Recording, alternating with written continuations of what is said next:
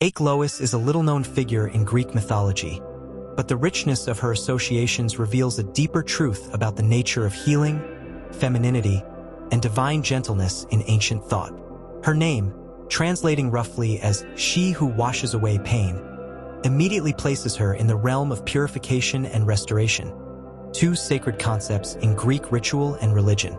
In many ways, Achelois can be understood not as a dramatic goddess of thunder or battle, but as a quiet presence, evoked in times of suffering when words fail and comfort is needed. She is most often associated with the moon, not in the shining grandeur of Selene, who drives the moon chariot, nor the fierce independence of Artemis, the huntress and protector of young women. Achelois belongs to a quieter lunar lineage. Her moon is the one reflected on still water, the one that guides dreams, tides, and soft healing over time.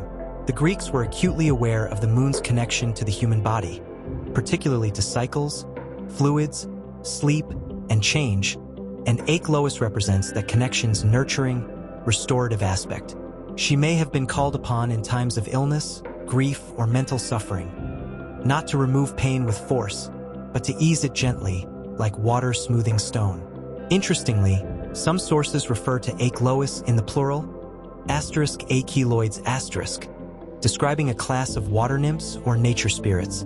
These nymphs were often connected to sacred springs, rivers, or healing waters. Bathing in or drinking from these springs was considered a form of spiritual purification, and Achelois' name would have suited them perfectly.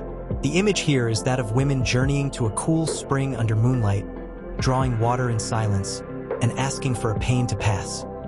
Be it a physical ailment, heartbreak, or something more mysterious and unseen.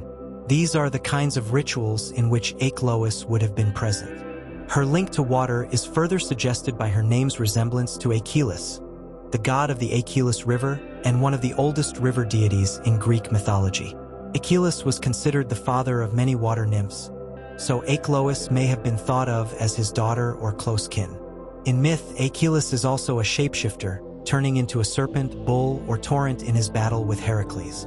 This fluid identity mirrors the way pain and healing, too, can shift and change form. Achelois, unlike her father, doesn't fight, but she represents the end of struggle, the release that comes after. Achelois is also listed in some sources alongside Artemis and Hecate, two powerful goddesses of the moon, mystery, and liminality. That inclusion suggests that Achelois, though quiet and obscure, had a recognized place in the spiritual matrix of Greek belief. Hecate presides over crossroads and necromancy. Artemis watches over young life and wild nature. Achelois? She watches over the moments when pain begins to lift, when the fever breaks, the nightmare fades, the long sorrow finally quiets. She is part of the night, yes, but not the fearful part. She is the hush after weeping, the coolness after heat. Unlike the Olympians, Achelois didn't have a city, a cult center, or festivals in her name. There are no surviving hymns specifically written for her, no temples carved with her likeness. But this absence may be part of her essence. In Greek religion, not all divine beings demanded loud praise. Some were simply present, available, invoked in the small sacred acts of daily life. Achelois would have been there in whispered prayers, in the pouring of water for the sick, in the dreams of someone begging for peace. She might even have been considered a companion spirit for women in particular, especially those dealing with childbirth, menstrual pain, grief, or loss. Over time, as Greek religion blended with Roman and Hellenistic influences, many of these minor deities were folded into the identities of larger goddesses or forgotten altogether. But Achelois lingers on, named in ancient lists of lunar goddesses and healing spirits. Her name alone is a kind of spell, a phrase of comfort, she who washes away pain. In that sense, Achelois isn't just a goddess. She's a reminder that healing is a divine act, that grief is a sacred process, that even the most forgotten, hidden aspects of the divine feminine have power.